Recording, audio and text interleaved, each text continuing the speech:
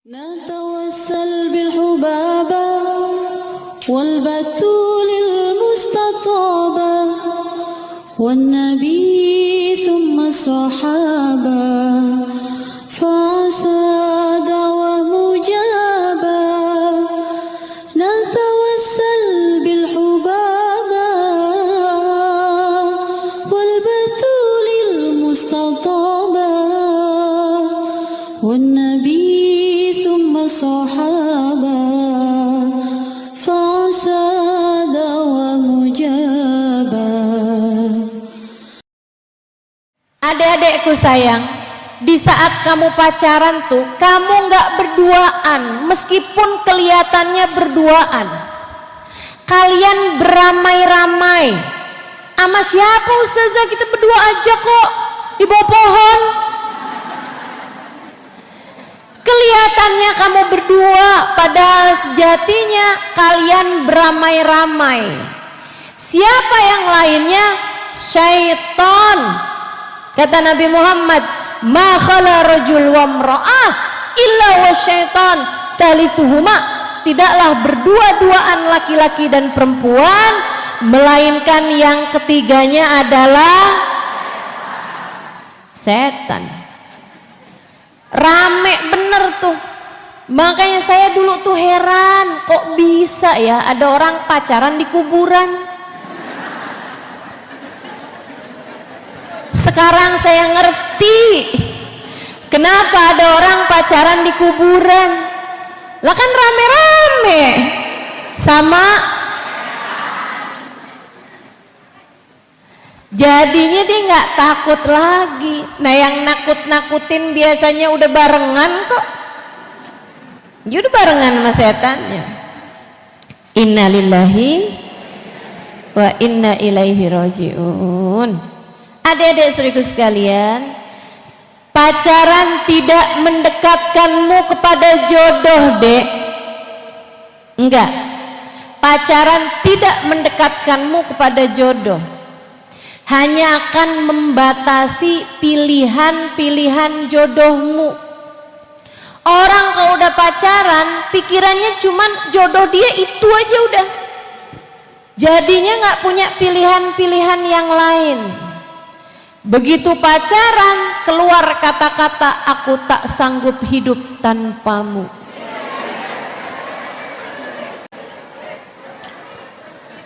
Pacaran tidak mendekatkanmu kepada jodoh. Pacaran hanya mendekatkanmu kepada neraka. Pacaran hanya mendekatkanmu kepada dosa. Pacaran hanya mendekatkanmu kepada zina. Itu pacaran, tidak mendekatkanmu kepada jodoh. Ada berapa banyak orang pacaran lama-lama, akhirnya mereka berdua ketemu di gedung pernikahan, yang satu sebagai pengantin, yang satu sebagai undangan. 7 tahun pacaran, rupanya jagain jodohnya orang. Ya Allah, nyesek nggak tuh?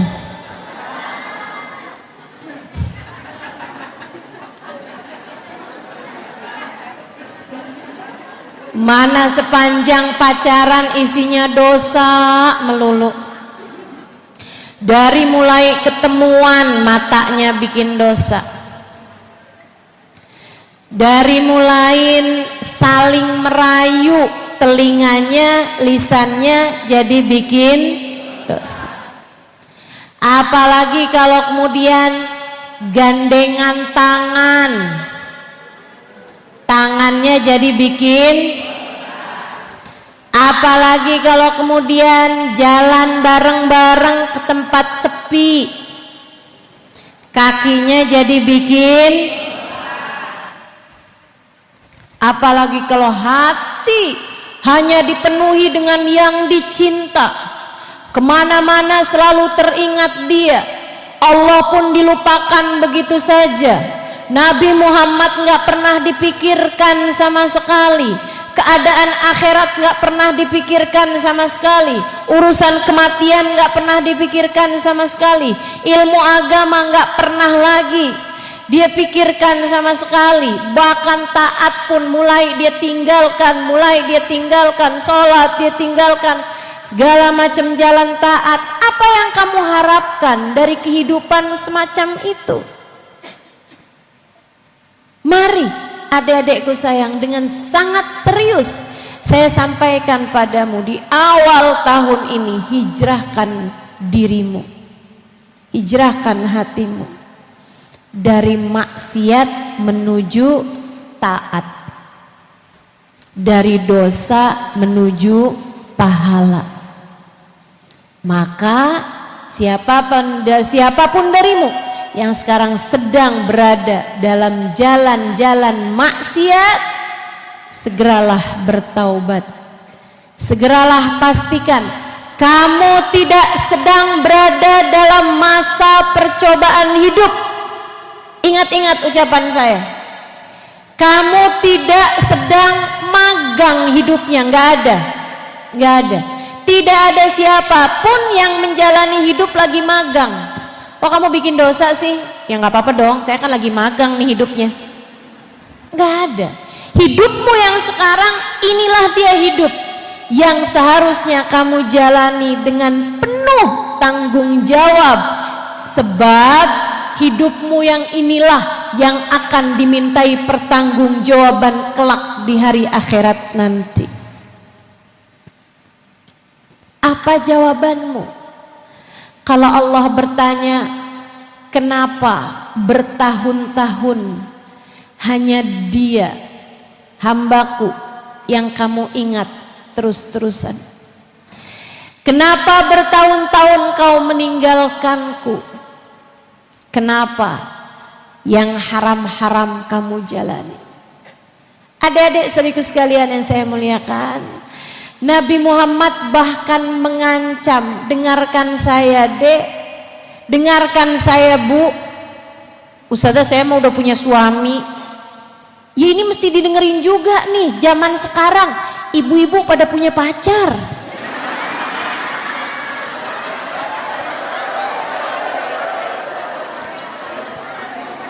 Aneh-aneh dah saya. Masya Allah, Masya Allah. Punya suami, kadang-kadang punya suami jam 10-an malam chattingan sama cowok yang ketemu lagi reunian SMA.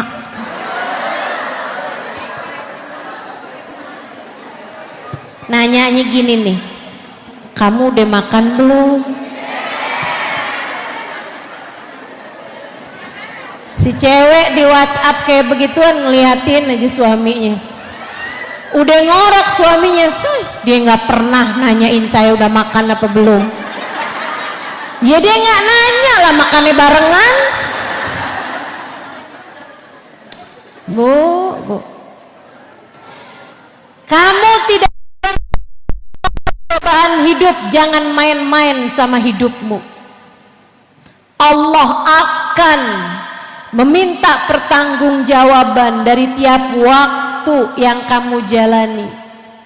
Adakah iya kamu jalani dalam jalan taat ataukah kamu jalani dalam jalan maksiat? Suamimu nggak tahu, Allah tahu. Suamimu nggak lihat, Allah lihat. Malaikat lihat, setan yang sedang bersamamu juga lihat. Jangan main-main teman-teman saudaraku sekalian sama kehidupan. Nabi Muhammad bahkan mengancam. Dengarkan ucapan saya. Nabi Muhammad mengatakan, la yazni zani hina yazni wa huwa mu'min. Seseorang yang berzina, dia belum bertaubat dari perzinaannya, kemudian meninggal dunia, dia akan meninggal dunia tidak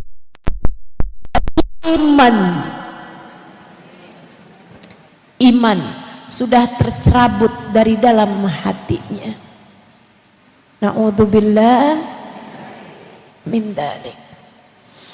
Apa yang bisa kamu andalkan dari seseorang yang kamu cintai itu untuk akhiratmu?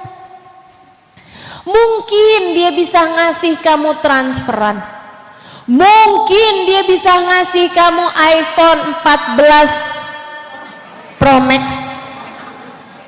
Mungkin dia bisa ngasih kamu bahkan berlian, bahkan barang-barang branded misalnya. Akan tetapi apa yang bisa kamu andalkan darinya saat Allah Subhanahu wa taala memberdirikanmu di hari akhirat nanti? Saat dua malaikat bertanya padamu di dalam alam kubur nanti, apa yang bisa kamu andalkan dari seseorang tersebut saat ruhmu dicabut malaikatnya Allah Subhanahu wa taala? Saat keluar ruhmu dari tubuhmu, teman-teman sekalian, kamu mau jika apa yang kamu telah lakukan tersebut menjadi penghalang dari iman untuk tetap berada di dalam hatimu saat ajal menjemputmu? Hati-hati deh, hati-hati. Atas nama cinta saya sampaikan padamu, berhati-hatilah dengan rasa hatimu.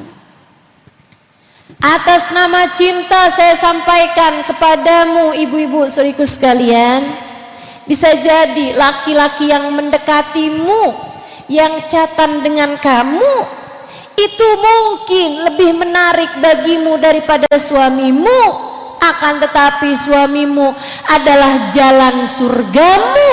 Allah jadikan kunci surgamu berada di tangannya. Yang benar sama suami. Hati-hati sama suami. Takutnya dia telan kunci surgamu. Nyarinya di mana tuh ntar? Insyaallah, insyaallah. Bismillah. Ya kita hijrahkan mata kita. Kenapa kok urusannya sama pacaran, Ustazah? Karena emang Bu, Dek, Nak, pacaran tuh seringkali bermula dari mata turun ke hati. Itu dia tuh. Makanya mesti pinter-pinter jaga mata, pinter-pinter jaga mata. Memandang laki-laki dengan pandangan rasa suka yang tidak halal bagimu. Memandang laki-laki yang tidak halal bagimu dengan rasa suka, rasa, mohon maaf, syahwat. Teman-teman saudariku sekalian yang saya muliakan, adalah anak panah beracun yang tancapkan oleh iblis ke dalam hatimu. Begitu kata Nabi Muhammad sallallahu alaihi wasallam, an-nabar sahmun masmum min sihamil iblisil marjum. Memandang yang bukan mahram dengan pandangan syahwat itu adalah anak panah beracun yang dibidikkan oleh iblis. Pinter-pinter jaga mata. Termasuk juga dari menonton tayangan-tayangan yang tidak diperkenankan. Pinter-pinter jaga mata. Termasuk juga dari memandang orang lain dengan pandangan menghina. Pinter-pinter jaga mata. Jangan biarkan matamu memandang dengan pandangan menghina kepada orang lain. Saya ingat ucapan dari guru saya, Kiai Haji Maimun Zubair. Beliau mengatakan, Allah kasih kepadamu dua mata, pakai yang satu buat melihat kelebihan dan kebaikan orang lain, pakai yang satu lagi buat melihat kejelekan dan dosa-dosa diri sendiri. Jangan dibalik-balik. Kalau lihat orang lain, kita mesti melihat kelebihan dan kebaikannya. Kalau melihat diri sendiri, kita mesti melihat keburukan dan dosa-dosa kita. Jangan dibalik-balik. Lihat orang lain, lihat jeleknya aja. Lihat diri sendiri, lihat pahalanya aja. Nih masjid nih nggak bisa kebangun nih kalau saya nggak nyumbang. Tuh orang kenapa nggak ada terima kasihnya ya? Padahal saya tuh suka sedekah sama dia. Saya dong tiap malam tahajud. Berapa rakaat? 2.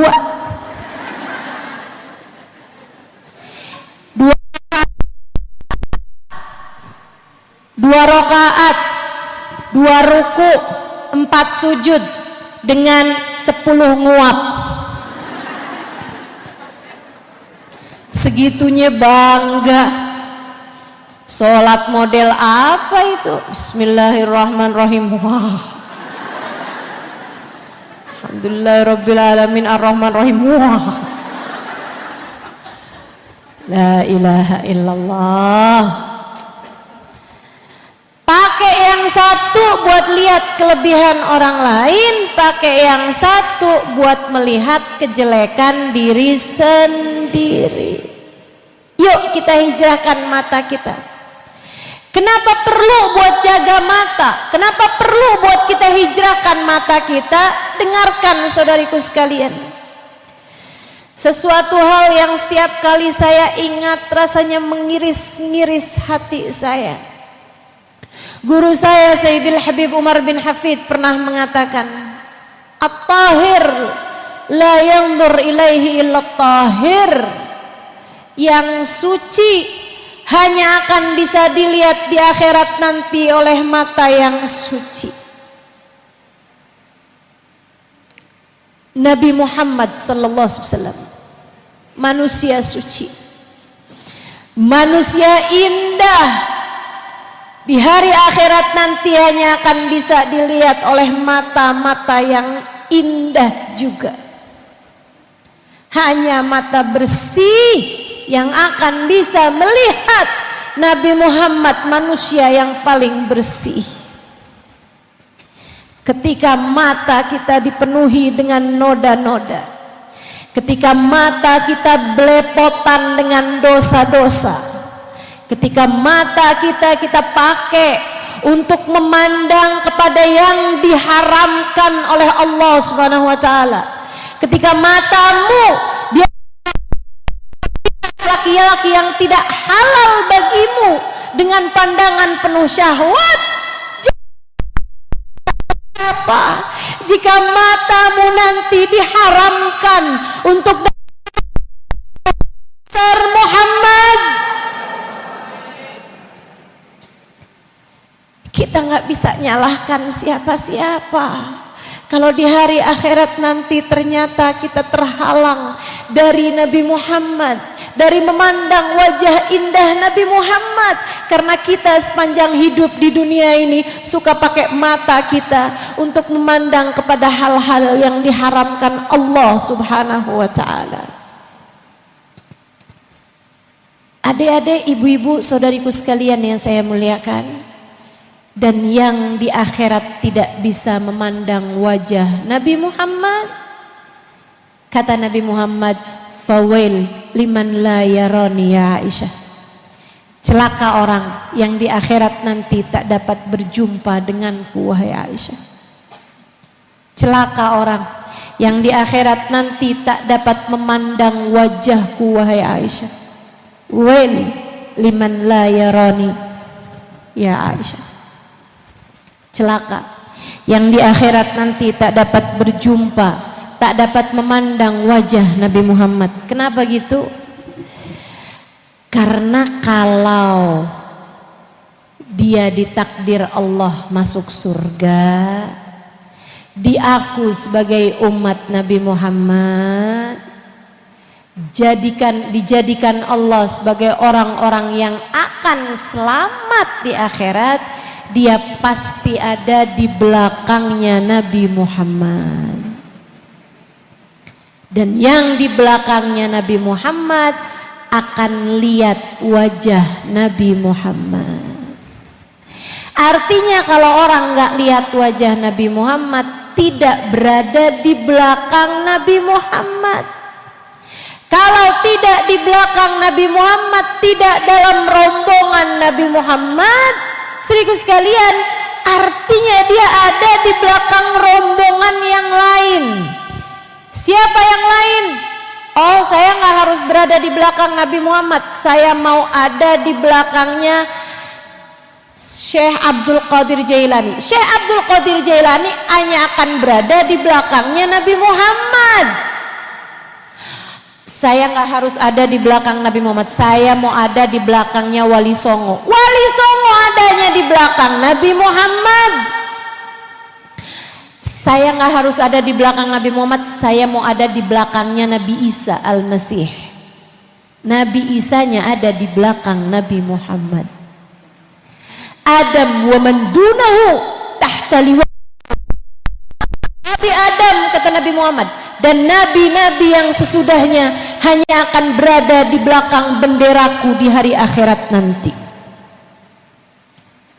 Rombongan di akhirat nanti hanya akan terbagi menjadi rombongan selamat di belakangnya Nabi Muhammad, atau rombongan yang tidak selamat di belakang musuh-musuhnya Allah. Kamu bisa jadi kamu ada di belakangnya Fir'aun. Kamu nggak ada di belakangnya Nabi Muhammad, bisa jadi kamu ada di belakangnya Abu Jahal, Abu Lahab. Saudaraku sekalian yang saya muliakan, maka jangan sampai mata kita di akhirat nanti tak dapat memandang wajah Nabi Muhammad. Segerakanlah, mumpung masih ada waktunya. Hijrahkan matamu dari dosa menuju pahala. Semoga Allah jaga. Amin ya Rabbal. Hijrahkan telingamu, Kak, Dek, Nak. Hijrahkan telingamu dari yang senang mendengarkan hal-hal yang batil, dari yang senang mendengarkan hal-hal yang fasik menjadi senang mendengarkan kebaikan-kebaikan. Itu sebabnya kenapa saya suka bertawasul sebelum majlis misalnya gitu, biar bikin semua yang hadir tuh kayak terngiang-ngiang gitu. Jadi seneng aja gitu. Kayak yang walaupun dia nggak hafal, natawasal bil hubaba.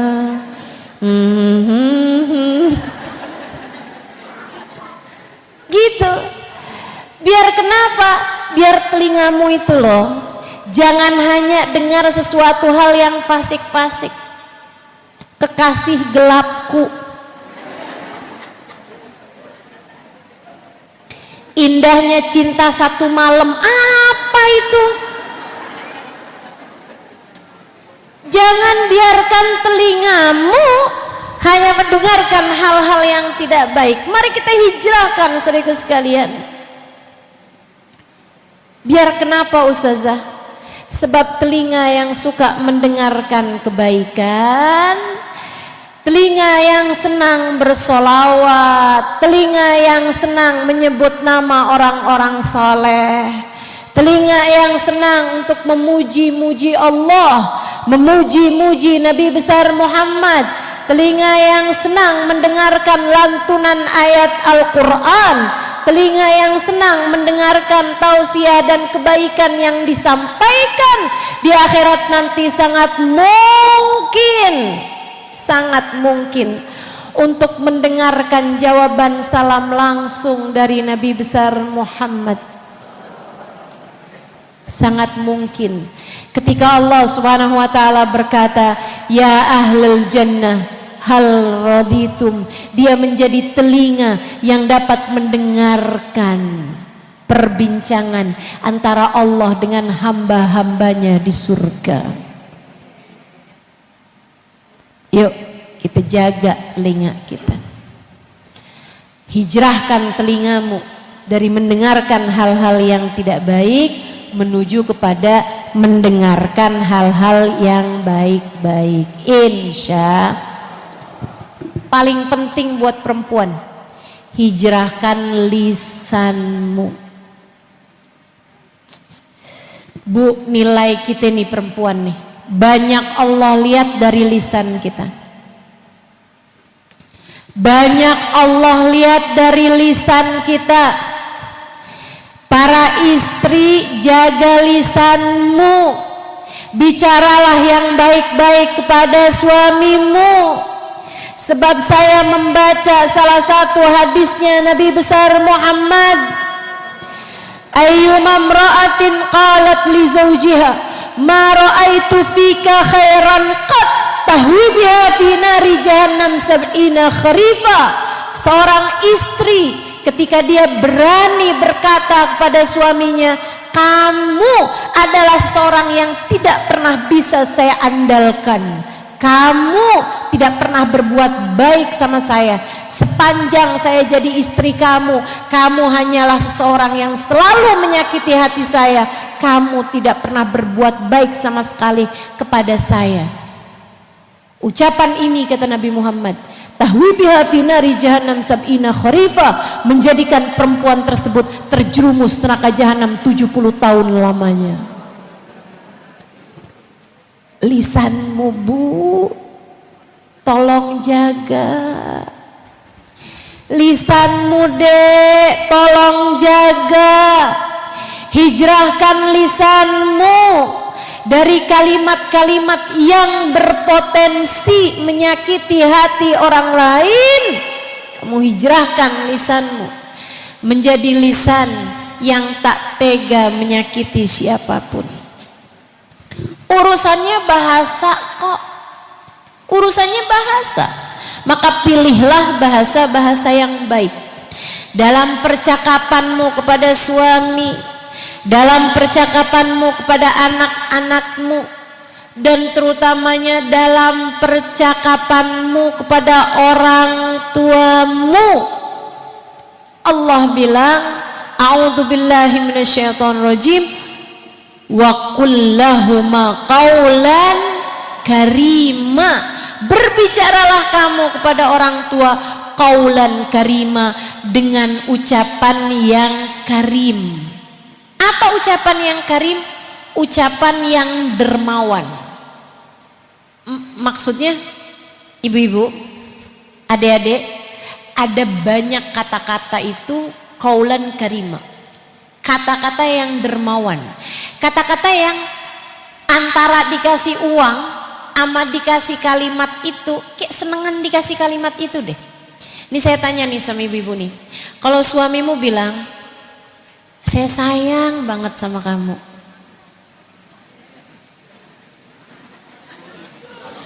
saya rasanya nggak ngerti deh jalanin hidup nih kalau nggak ada kamu.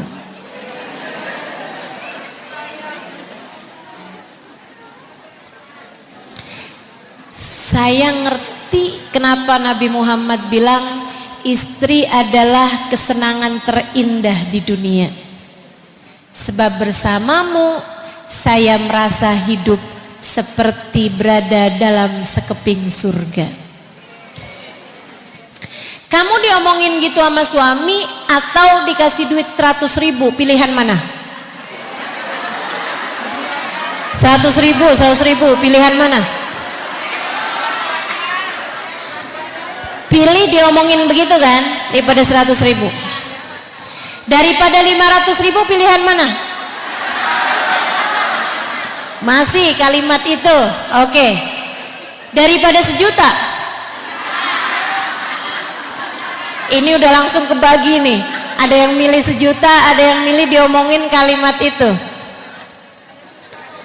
Yang masih milih kalimat itu daripada 1 juta, kalau 100 juta gimana? Oh, 100 juta, baik. Artinya kalimat itu setara dengan uang 5 juta. Kan begitu? Itu yang namanya qaulan karimah. Ibu-ibu sekalian, ada juga sebaliknya, ucapan yang menyakitkan hati, dan itu tuh teman-teman sekalian, mendingan nggak dikasih duit deh daripada diomongin kalimat kayak begitu. Betul banget? Kalimat-kalimat kasar gitu kan, kalimat-kalimat yang nggak akan kita lupakan bahkan bertahun-tahun gitu. Itu tuh makanya Allah bilang kullahuma qaulan karim. Ucapkanlah kepada orang tuamu kalimat-kalimat yang dermawan. Coba yang masih pada punya orang tua, masih punya ibu, pandangin wajah ibumu dengan pandangan cinta, pandangan sayang. Terus bilang, "Ma, yang sehat ya Ma. Mama tau gak sih, memilikimu adalah hadiah indah yang Allah berikan dalam kehidupanku. Mama sehat, mama baik-baik, mama bahagia adalah hal terindah yang Allah berikan dalam kehidupan saya.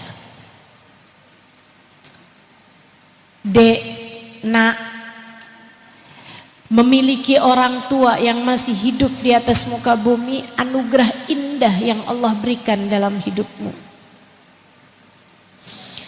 Tapi ibu saya bukan perempuan soleha yang hebat-hebat Ustazah. Ya memang, orang tuamu pasti bukan seseorang yang sempurna. Pasti teman-teman. Akan tetapi Allah jadikan surga ada di bawah telapak kaki ibumu. Akan tetapi kamu di atas muka bumi ini tidak ada tanpa kehadiran mereka. Kamu tidak bisa memilih lahir dari orang tua yang bagaimana. Akan tetapi kamu bisa memilih menjadi anak yang bagaimana kepada orang tuamu. Perlakuanmu kepada orang tuamu adalah merupakan perkara yang akan dibalas di dunia sebelum kelak di hari akhirat nanti. Birru aba'akum tabirrukum abna'ukum. Berbaktilah kamu kepada orang tuamu, nanti kamu akan dapati anak-anakmu berbakti kepadamu.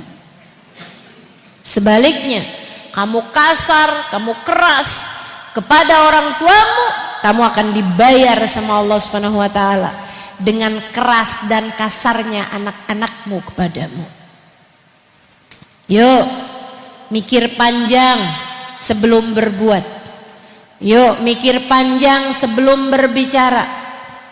Aduh, ibu nih nyusahin mulu. Duh, bapak nih bikin repot hidup saya mulu. Hati-hati. Hati-hati, akan datang waktunya hatimu tergores ketika anakmu berkata yang sama kepadamu. Hati-hati. Berbuat baiklah, berbicara baiklah kepada orang tuamu. Dek, kalau keburu orang tua meninggal dunia nyesel. Kalau kemudian ibumu meninggal dunia nyesel. Kalau ayahmu meninggal dunia nyesel. Cobalah untuk terus-terusan menilai lisan-lisanmu, jangan sampai menjadi lisan yang akan membawamu kepada penyesalan demi penyesalan. Ibu-ibu sama anaknya juga begitu, Bu. Jaga lisan, jaga lisan, jaga lisan. Ibu, saya ceritain sekedar pengalaman hidup. Saya pernah ketemu sama seorang perempuan, mohon maaf. Itu ibu-ibu sekalian punya anak 4, gak ada yang bener, Bu. Yang satu narkoba, yang satu keluar masuk penjara, yang satu udah punya suami, tinggalin suaminya. Kemudian dia kepada laki-laki lain gitu. Gak ada yang beres. Punya anak 4 gak ada yang bener. Ibu-ibu sekalian, perempuan itu bilang, "Mas Ustazah, doain saya dong," gitu. Doain anak-anak saya Ustazah. Anak saya begini. Diceritain sama dia. Ibu-ibu sekalian, sepanjang malam saya tanya sama Allah, "Ya Allah, kesian amat tuh perempuan. Punya anak 4 gak ada yang benar, kesian banget ya Allah. Saya dikasih pelajaran dong ya Allah, kenapa kok bisa gitu, punya anak gak ada yang benar gitu." Kita doakan mudah-mudahan Allah kasih hidayah kepada semua anak-anaknya juga itu ya, biar mudah-mudahan kembali kepada jalan Allah gitu. Saudara sekalian, besokannya saya dikasih tahu, kasih jawabannya sama Allah Subhanahu wa taala. Tetangganya ada yang cerita, dulu ustazah kalau dia lagi marahin anaknya, sumpah serapah keluar dari mulutnya. Biarin kecelakaan kamu, penjara aja sekalian. Dipukulin sama ibunya, diomongin sumpah serapah, kalimat-kalimat cacian makian. Para ibu, saya atas nama cinta sampaikan kepadamu, saya sayang sama kamu, saya sampaikan kepadamu. Saya yakin kamu sayang sama anak-anakmu. Maka hati-hati bu, ucapanmu kepada anakmu adalah doa. Jangan pernah mendoakan buruk kepada anakmu, meski sesakit apapun kamu dibuat sama mereka. Meski anakmu menyakiti hatimu kayak gimana pun, saya pesen sama kamu, ingetin ucapan saya. Tiap kali kamu mau mukul anakmu, ingetin ucapan saya, bu.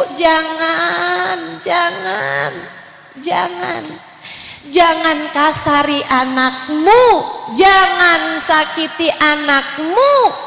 Sebab meskipun anakmu lahir dari rahimmu, ia bukan milikmu, ia miliknya Allah. Allah yang menciptakan mereka, Allah yang menghembuskan nafas dalam kehidupan mereka, Allah yang memberi penghidupan kepada mereka, Allah yang memberi rizki kepada mereka. Ibu-ibu sekalian, kamu mukul anakmu, kamu berbuat jahat kepada anakmu, nanti yang punya marah padamu. Nanti Allah yang punya marah kepadamu, bu. Jangan sakiti anakmu. Ibu-ibu sekalian, sebaliknya, ketika kamu sayang sama anakmu, ketika kamu berkata lemah lembut pada anakmu, ketika kamu menjaga lisanmu dari anakmu, mendoakan baik kepada mereka, memeluk mereka, menghangatkan badan dan hati mereka dengan pelukan, dengan sentuhan dirimu, membesarkan hati anak-anakmu dengan lisanmu, ucapan-ucapanmu. Ibu-ibu saudaraku sekalian, bukan hanya anakmu yang senang, akan tetapi juga Allah yang punya akan cinta padamu, yang baik sama anak-anakmu, bu. Yang baik sama anak-anakmu. Akan datang waktunya ketika kamu nanti berada dalam alam kubur, kamu sangat berharap kiriman-kiriman pahala dari anak-anakmu mengalir masuk ke dalam alam kuburmu. Yang baik sama anak, yang baik sama anak. Saya ingat dulu waktu saya tanya sama umi saya, kepengen anaknya kayak gimana. Saya sebelumnya bilang, doain Mi biar saya nanti kalau gede gitu, saya zaman SD, biar kayak begini. Saya pernah SD juga nih. Saya bilang sama umi saya, doain biar saya kalau gede jadi orang kaya gitu. Jadi saya bisa beliin umi rumah yang besar. Umi saya bilang, rumah yang besar susah bersihinnya. Saya bilang kalau gitu doain saya biar kaya, nanti kalau saya kaya saya bisa ajak umi jalan-jalan luar negeri kemana-mana gitu. Umi saya bilang, umi males nak jalan-jalan. Saya coba-coba cari alasan biar umi saya doain saya kaya raya, biar saya bisa nyenengin umi saya. Umi saya ternyata nggak tertarik dengan hal itu semua. Jadi saya tanya kepada umi saya, umi pengennya saya kayak gimana gitu. Umi saya bilang, Umi kepengen anak-anak Umi kalau Umi meninggal dunia nanti tidak keberatan mengirimkan surat Yasin setiap pagi. Sekarang Umi saya sudah meninggal dunia. Beberapa bulan yang lalu, bulan November. Ibu-ibu saudaraku sekalian yang saya muliakan, dan semoga Umi saya tidak menyesal dengan ucapan-ucapannya tersebut. Saya yakin Umi saya nggak nyesal dengan ucapannya tersebut, karena beliau memilih akhirat daripada dunianya. Maka saya sampaikan padamu para ibu, kalau kamu selama ini bilang sama anakmu, nak kamu harus sekolah yang benar biar bisa dapat kerja yang bagus, biar kamu jadi orang kaya, nanti kamu kalau kaya kamu bisa pergiin Umi pergi haji, kalau kamu kaya kamu bisa pergiin mama, ajakin mama pergi jalan-jalan, kalau kamu nanti kaya kamu bisa bikinin mama rumah yang gede, rumah gedongan, kamu bisa beliin mama mobil yang bagus. Kalau nanti kamu masuk dalam alam kubur, kamu berkemungkinan menyesal dengan ucapanmu tersebut. Sebab rumah sebesar apapun akan kamu tinggalkan. Sebab mobil semewah apapun tak akan membawamu kemana-mana saat tubuhmu sudah terbaring di dalam tanah.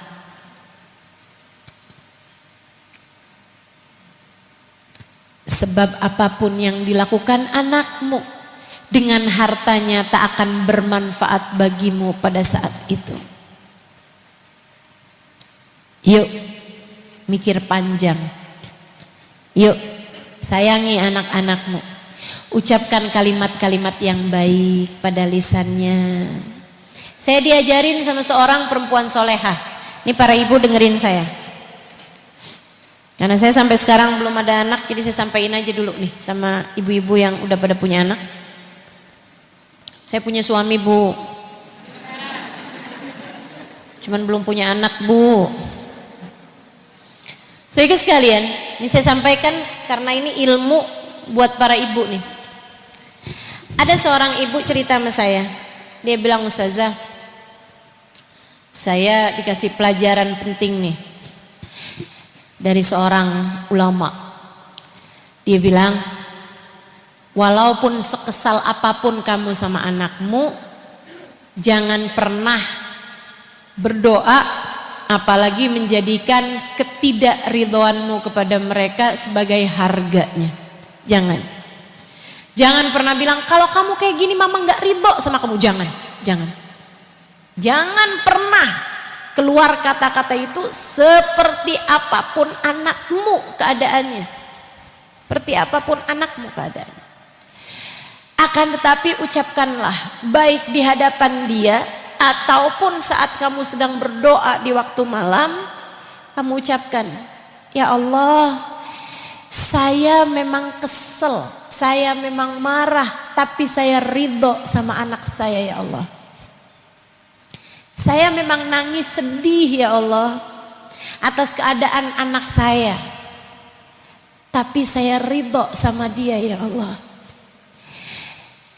Maka ridhoilah dia ya Allah. Bukankah engkau telah berkata seperti yang disampaikan Nabi Muhammad, ridho Allah terletak pada keridhaan orang tua, murka Allah pun terletak pada kemurkaan orang tua. Saya hanya sedih ya Allah, tapi saya ridho sama anak saya. Gitu Bu. Dengar? Kenapa gitu Ustazah? Kan kita kalau lagi kesel kan, ya Allah saya sakit hati ya Allah, saya gak ridho sama anak saya. Kan gampang banget tuh bilang begitu. Kalau kamu bilang kamu gak ridho, Allah pun gak ridho sama anakmu. Kalau anakmu tidak diridhoi Allah, jangan berharap anakmu akan jadi baik.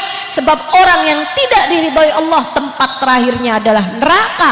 Maka dia akan menjalani kehidupan sebagai calon-calon penghuni neraka. Nggak akan pernah jadi baik kalau begitu caranya. Maka kalau kamu kepengen anakmu jadi orang baik yang insya Allah nantinya akan masuk dalam surga, dalam hidayahnya Allah, kan itu ya. Maka kamu harus ridho dulu kepada anakmu. Jadi kamu dalam keadaan apapun jangan pernah tidak ridho kepada anak-anakmu. Jelas? Bisa diamalkan? Insya. Jaga lisan. Jaga lisan. Mudahlah untuk minta maaf. Yang gampang minta maaf. Yang gampang berterima kasih. Terutama kepada suami. Ini ada banyak nih ibu-ibu nih. Baru dikasih jalan sama orang aja udah makasih ya. Baru dikasih tempat duduk kalau naik bis tuh, makasih ya ampun makasih ya. Kamu anak baik banget sih, makasih ya dek. Makasihnya sampai segitunya gitu. Giliran di rumah, suami ngasih bulanan, suami ngangkatin galon, suami gantiin lampu. Apalagi nih? Suami ngangkatin belanjaan, suami benerin genteng, suami nganterin pergi pengajian. Segitunya ngucap terima kasih kayak ada batu di mulutnya. Itu kelakuan siapa tuh yang begitu? Ada di sini yang begitu? Mana orangnya? Emang begitu kata ibu-ibu kayak gitu. Ih kenapa ya Ustazah? Emang bener banget tuh Ustazah. Susah mau makasih, ngomong makasih sama suami, kenapa deh tuh Ustazah? Ih bukan kenapa-napa Bu, emang kamu aja yang gak pinter. Enggak pinter jagain lisan. Giliran suami bikin salah, ngomelnya. Se-RW, se-RT tahu semua. Giliran suami bikin kebaikan, mau makasih setengah mati susahnya. Innalillahi wa inna ilaihi rajiun. Ibu-ibu sekalian yang saya muliakan, hijrahkan tanganmu, hijrahkan kakimu. Jadilah tangan yang suka memberi, jangan hanya jadi tangan yang suka menerima. Jangan selalu bertanya apa ya yang dia bisa kasih sama saya, akan tetapi bertanyalah pada diri sendiri, apa ya yang bisa saya berikan kepada orang. Tanya, apa ya? Jangan hanya bertanya kenapa anak saya tidak menjadi anak yang berbakti pada saya, tapi bertanyalah pada diri sendiri, sudahkah saya memberi kepada anak saya yang dia perlukan dari kasih sayang, dari kehangatan, dari kalimat-kalimat baik, dari pendidikan akhlak, perlakuan baik. Jangan hanya bertanya kenapa ya suami saya nggak bisa transfer kayak suami orang gitu. Kenapa suami saya nggak bisa ngajakin saya jalan-jalan ke luar negeri gitu kan? Biar saya upload di media sosial kan keren. Breakfast with the view. Cie. Gitu ya.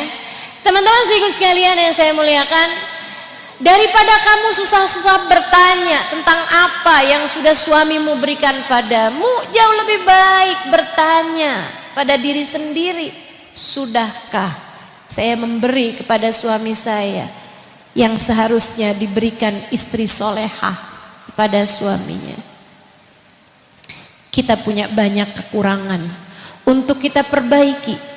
Kita perlu segera untuk menghijrahkan anggota tubuh kita menuju Allah.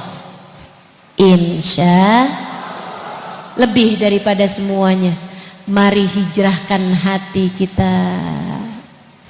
Coba lihat hatinya, ada apa aja di sana. ada kebencian, dendam, kesumat yang belum termaafkan dari orang lain, segeralah buang, hijrahkan hatimu dari kebencian menuju kasih sayang. Yang sayang aja sama orang, yang sayang aja sama orang. Walaupun orang yang gak sayang ustazah, iya. Walaupun orang lain gak sayang sama kamu, kamu yang sayang aja sama tiap orang. Saudara saya merebutkan warisan saya ustazah, gak apa-apa, biarin dia aja, kamu jangan. Jadi kasihin aja nih ustazah, kasihin aja. Tapi ustazah itu harta yang sangat banyak. Tenang, tenang. Saudaraku sekalian yang saya muliakan, kamu melepaskan sesuatu yang diperbutkan oleh saudaramu, kamu lepaskan karena Allah Subhanahu wa taala. Allah akan menggantikanmu dengan harta lain yang jauh lebih berkah dan lebih menyenangkan. Percaya saya teman-teman saya sekalian. Gak usah khawatir tentang urusan rezeki. Yang ngasih rezeki cuma satu, namanya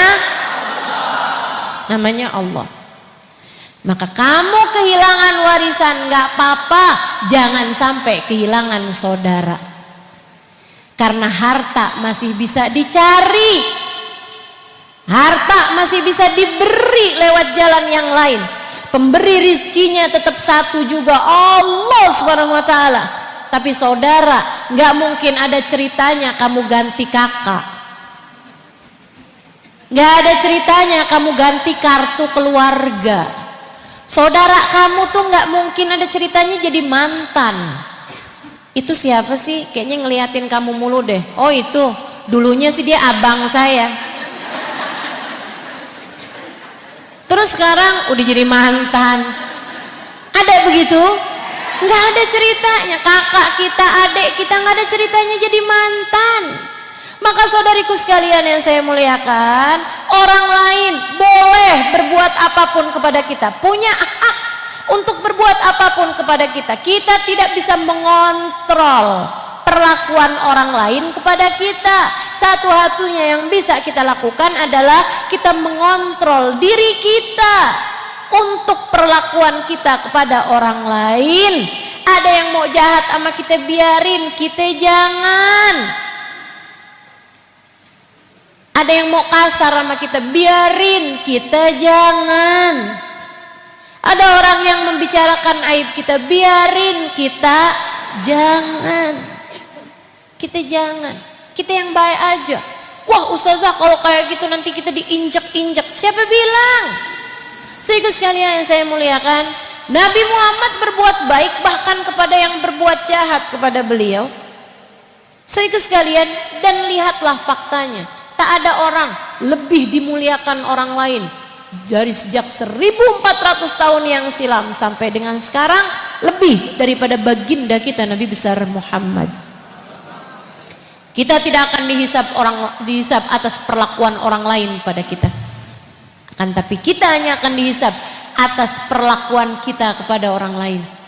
Setiap kebaikan yang kita lakukan ataupun keburukan yang kita lakukan hanyalah seperti suara gema ketika kita menyuarakan, hanyalah seperti suara gema ketika kita berteriak di pegunungan, ketika kita berteriak di dalam sebuah goa, kita bilang kamu cantik, akan ada suara gema. Apa gemanya? Kamu cantik, tik tik tik.